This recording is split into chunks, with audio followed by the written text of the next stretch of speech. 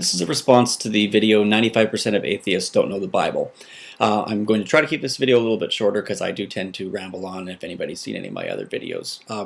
What I wanted to bring up, the main point, is that I don't really see the relevance in that point. 95% of atheists don't know the Bible. An atheist is somebody who does not believe in a creator God, in a physical deity. It's not specific to Christianity. And I doubt that a lot of Christians, the person who posed this question, I would want to know, when you turned to Christianity, did you intensively, for lengthy periods of time, study the Quran and the Upanishads and the Theravada and the Veda? I'm not sure if I'm pronouncing those correctly. Or did you read L. Ron Hubbard? Did you go through every single religion in the world, study everything, and then decide that this was the proper religion for you? I'm guessing not. So you don't need to be an expert in every facet of Christianity to not believe it. When a person is an atheist, it means they are an atheist in terms of gods in general. And you are an atheist in terms of Thor and Zeus and Apollo. You just don't think that this applies to Yahweh, your Christian or Jewish God. So I don't think that that's a valid argument. I'd be interested to see if anybody else feels the same way.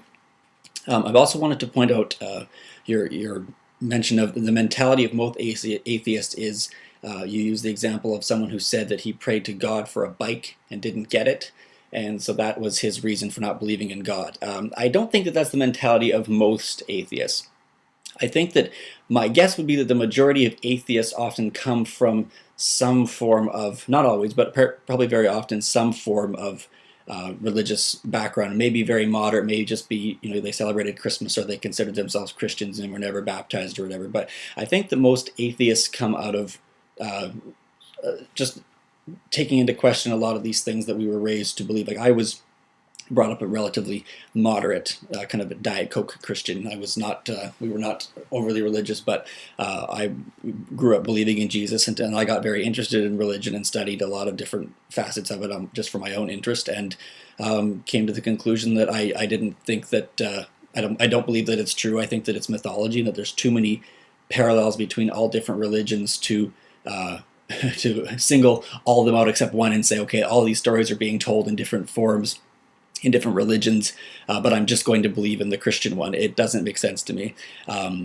Also, another point you make is that religion is good for your body. You have less heart attacks, you're healthier. I actually don't really dispute that. I've heard evidence about that people who pray or who are religious often have healthier lives. First of all, that doesn't necessarily mean it's true. A lie can be a white, we tell white lies to make ourselves feel better all the time. We tell sick people that they look good.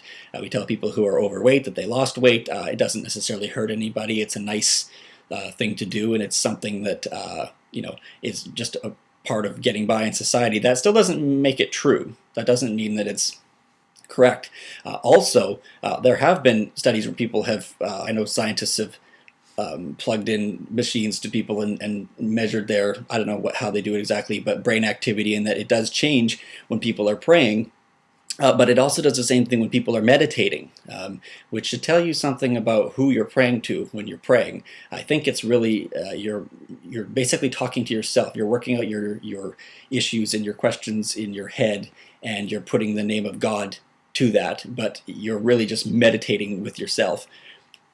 The big point I would like to make is you said that everything in the Bible fits, which which is not true.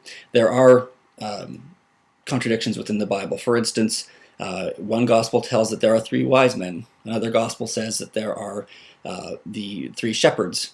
There's, for example, in Mark 14:12, they ask Jesus, Jesus' followers say, "Where do you want us to prepare the Passover?"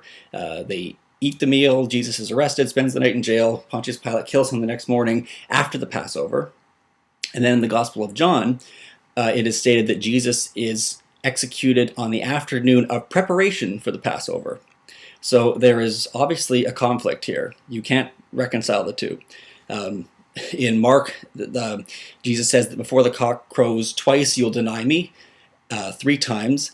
And in Matthew, he says before the cock crows. So small detail, but if this book is written by God, you think that there wouldn't be little errors, little issues like this.